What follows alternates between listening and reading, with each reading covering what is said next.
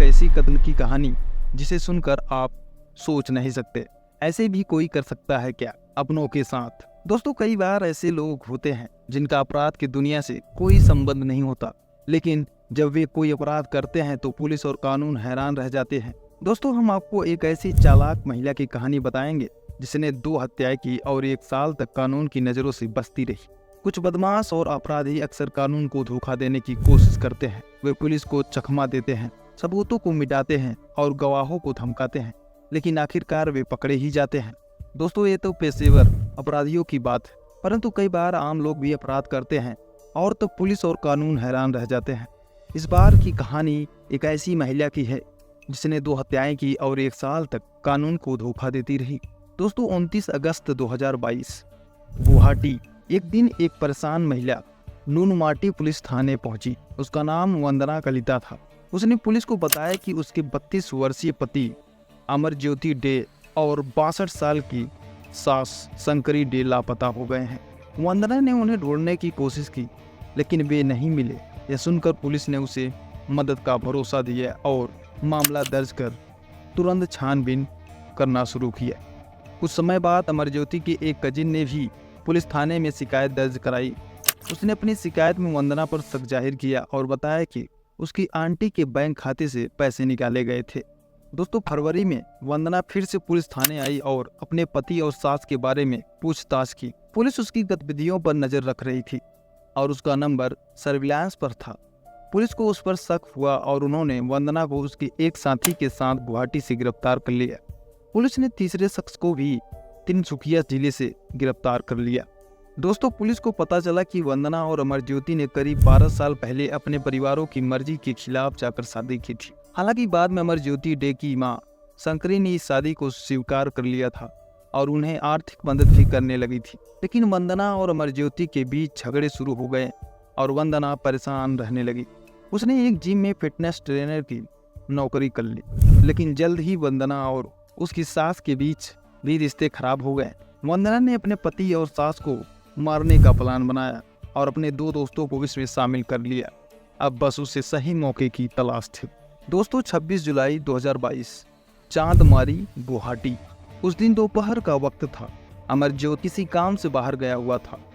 घर में शंकरी और उनकी बहू वंदना अकेली थी। शंकरी को जरा भी अंदाजा नहीं था कि अगले कुछ पलों में उनके साथ क्या होने वाला था। वो अपने कमरे में आराम कर रही थी, तभी वंदना वहां पहुंची और बेड पर चढ़ गई। इससे पहले उसकी सास शंकरी कुछ समझ पाती, वंदना ने उनके नाक और मुंह पर तकिया रख दिया। शंकरी छटपटाती रही, तड़पड़ाती रही, लेकिन वंदना ने उसे नहीं छोड़ा और कुछ देर बाद शंकरी का शरीर शांत हो गया। वो दम तोड़ चुकी थी। अब वंदना ने अपने प्लान मुताबिक फौरन अपने 2 दोस्तों को कॉल करके अपने घर बुला लिया। वे दोनों शख्स वहां पहुंच चुके थे। तब तीनों मिलकर पहले तेजधार हथियार से शंकरी की लाश के 3 टुकड़े कर दिए और फिर उन टुकड़ों को पॉलीथीन में बांध कर कार की डिग्गी में डाल दिया और पड़ोसी राज्य मेघालय की तरफ निकल गए। बॉर्डर क्रॉस करने के बाद उन्होंने शंकरी की लाश के टुकड़ों को अलग अलग जगहों पर फेंक दिया और वापस गुवाहाटी लौट आए।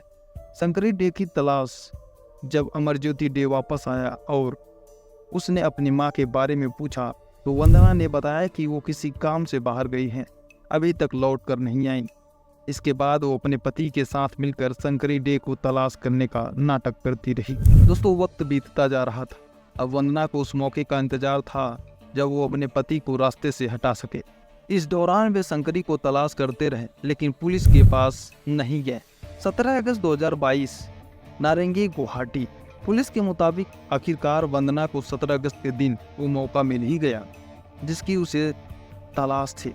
उस दिन अमरज्योति डे और वंदना नारंगी में अपने फ्लैट पर आए हुए थे। वे दोनों वहां अकेले थे।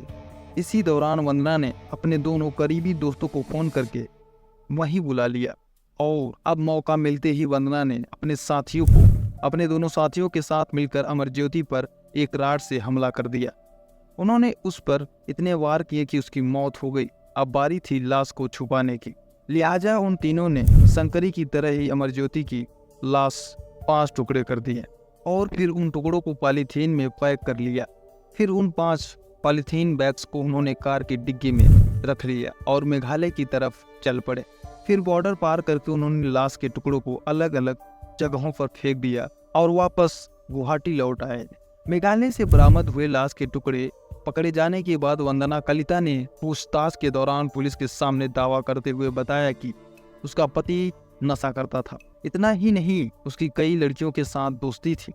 इन सब की वजह से ही उन दोनों के बीच आए दिन झगड़ा हुआ करता था। पूछताछ के बाद गुवाहाटी पुलिस तीनों आरोपियों को पड़ोसी राज्य के उन ठिकानों पर ले गई जहां उन्होंने शंकरी डे और अमरज्योति के लाश के टुकड़े फेंके थे। इस काम के लिए मेघालय पुलिस की मदद ली गई और आरोपियों की निशानदेही पर पहले चेरापूंजी के पास खासी हिल्स से शंकरी डे की लाश के टुकड़े बरामद किए गए।